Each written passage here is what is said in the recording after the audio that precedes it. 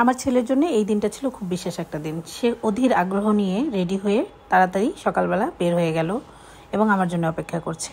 আমি একটু বাসা থেকে লেট করে বের হলাম, সেই জন্য ছেলে খুব রাগ করলো। যাই হোক, রিক্সা নিলাম, নিয়ে ওর স্কুলের দিকে রওনা দিলাম। আজকের দিনটা ওর জন্য বিশেষ এই জন্যই বললাম, ওর আজকে স্কুল থেকে ওদেরকে ট্যুরে নিয়ে যাবে। এই ভিডিওটা অনেক আগের একটা ভিডিও, আগেই বলে রাখছি। তো এখানে স্কুল গেটে চলে আসলাম, সব গার্ডিয়ান অপেক্ষা করছে। ফার্স্টে ওদেরকে স্কুলের মাঠে নিয়ে গেল, সব বাচ্চারা একসাথে, সব ছেলেরা দেখেন সবাই একই রকম ড্রেস পরে আছে।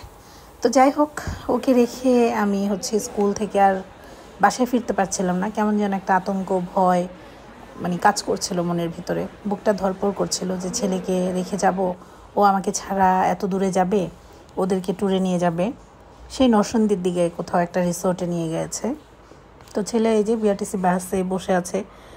ওকে বিদায় দিয়ে মনের ভিতরে কেমন যেন একটা অশান্তি কাজ করছে, ভয় কাজ করছে। ছেলেকে বিদায় দিয়ে চোখে পানি মুছতে মুছতে বাসায় আসলাম। এসে সেই দিন আসাটা দিন কোনো কাজ করিনি, খাওয়া দাওয়াও করিনি। তারপর সন্ধ্যা হয়ে গেল, আমি আবার চলে গেলাম স্কুলে ছেলেকে আনতে। এই যে দেখেন এক এক করে বাস আসতে শুরু করলো। ওর বাস ছিল 7 নাম্বার বাস। আমি অধীর আগ্রহ নিয়ে বাসের দিকে তাকিয়ে আছি, পথের দিকে তাকিয়ে আছি, কোন বাস আসে, কখন আসে।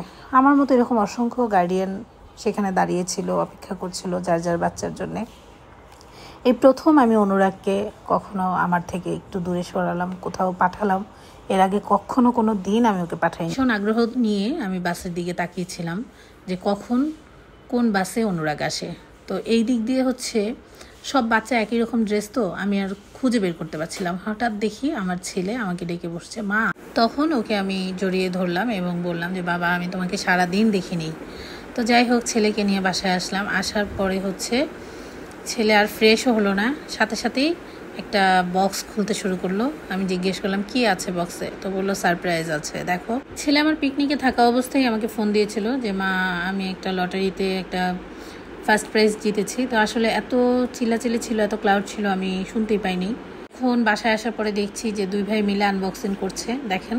আর আপনাদের সাথেও একটু শেয়ার করলাম ভিডিওটা। আমি ফার্স্টেই বলেছি ভিডিওটা অনেক আগের, শেয়ার করার উদ্দেশ্যে আসলে ভিডিওটা করিনি। ভিডিওটা জাস্ট আমার কাছে মেমোরি হিসেবে রেখে দিয়েছিলাম, তাই হঠাৎ মনে হলো যে আপনাদের সাথে একটু শেয়ার করি। তো সবাই দোয়া করবেন আমার ছেলেদের জন্য, ওরা যেন ভালো থাকে, ভালো মানুষ হয়, সুস্থ থাকে এবং সারা জীবন যেন দুই ভাই মিলেমিশে একসাথে থাকে। দোয়া করবেন আপনারা।